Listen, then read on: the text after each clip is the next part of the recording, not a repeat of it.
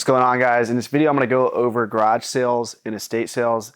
These are a great way to make some extra money. These are probably the best quality books you're going to get directly from people's houses. So I wrote dead people equals money here. The best kind of estate sale or garage sale you're going to find is when someone dies, preferably a minister or someone of the religious type. And those books are so valuable. I'm not going to say I hope students die, but textbooks are also valuable too. So Yard Sale Treasure Map, download that app. In this app, I believe, actually talks to estatesales.net. You can also look on, I don't have Craigslist written down, but Craigslist, obviously. And you're going to find all the estate sales on there. You can also just drive around neighborhoods, and I'm sure plenty of garage sales aren't going to be listed on these websites. Estate sales, people put a lot more effort into those. Estate sales also, everyone's going to have access to the books there.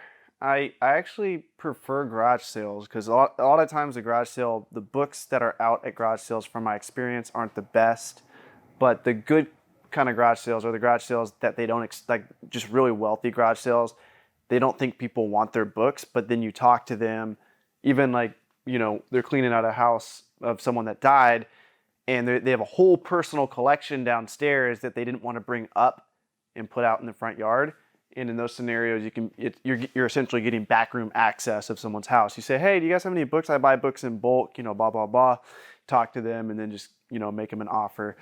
You're going to work on your negotiation skills at these two sources. So you're going to have several boxes of books. You could pay $10 a box, $1 per book. You could offer consignment for the person and say, hey, look, we'll mail you a check to your address, just give me, or PayPal, whatever it is, and propose consignment. You're going to want to work on your negotiation skills. But about $1 to $2 a book is average for estate sales and garage sales. Don't go too far over that. With textbooks, you can bring it up a little bit. But also, there's auctionzip.com. I've never gone to an auction myself, but I know there's this chick over, shout out Amelia versus Amazon.